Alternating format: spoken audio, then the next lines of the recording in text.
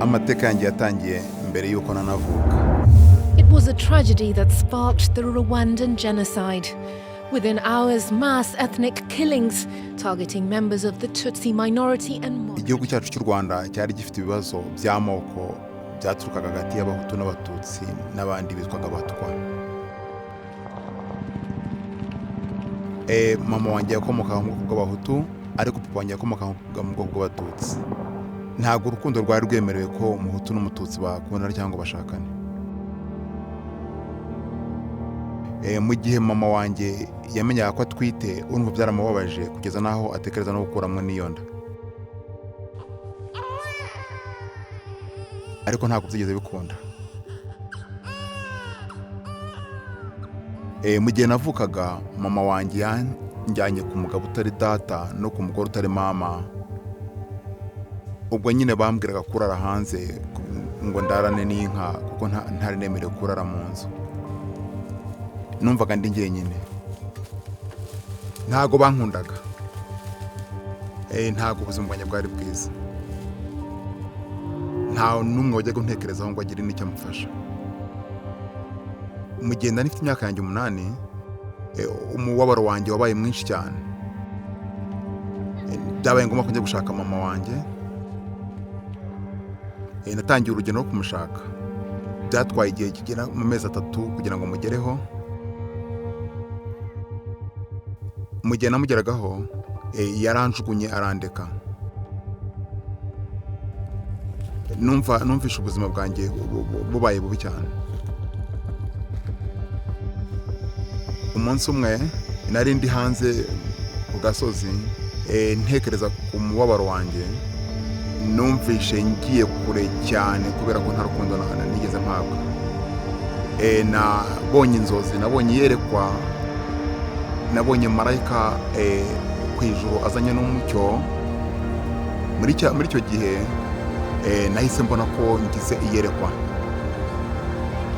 Nahise mbona ko ari Imana ivuganye nanjye. Guhera kirya gihe ubuzima bwanjye bwabaye bushyashya.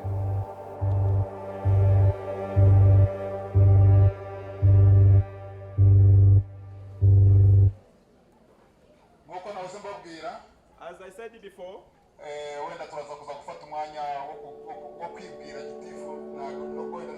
There is some children who were born to families who survived in genocide time. There is another children who were born to people who killed our family in genocide time. And you can see that the young generation, they are still suffering to that story. Many families, they are not encouraging the kids how they are special. Even me, I have never heard someone who told me that you are special, but I can see that I am special. This young generation and these kids, they are struggling for their life. So for us and our team, we are telling them that you guys, you are special. Even if when life is not good, you are special. Even if your education is not enough, you are special. Even if you don't have a parents, you are special.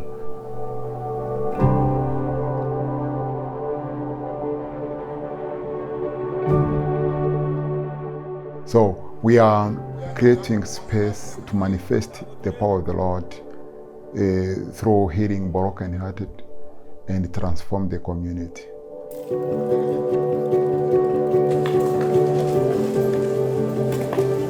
We are using cycling that people, they can learn how to work together, and it is part of reconciliation and healing.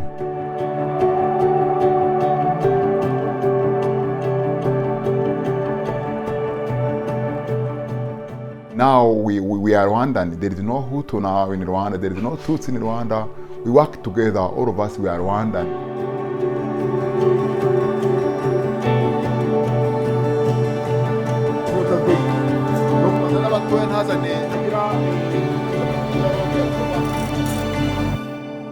If I can say something to my young self, I can say that your dream will be through your small story. It has a meaning to your life.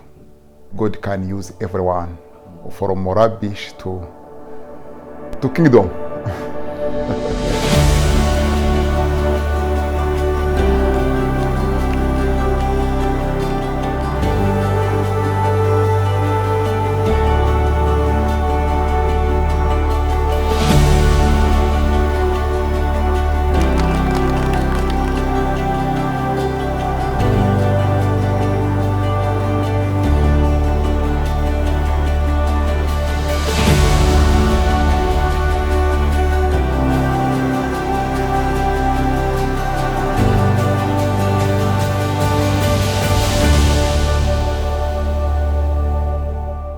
think we are doing, it is just for inner healing, physically and spiritually. We need people to be healed physically and spiritually.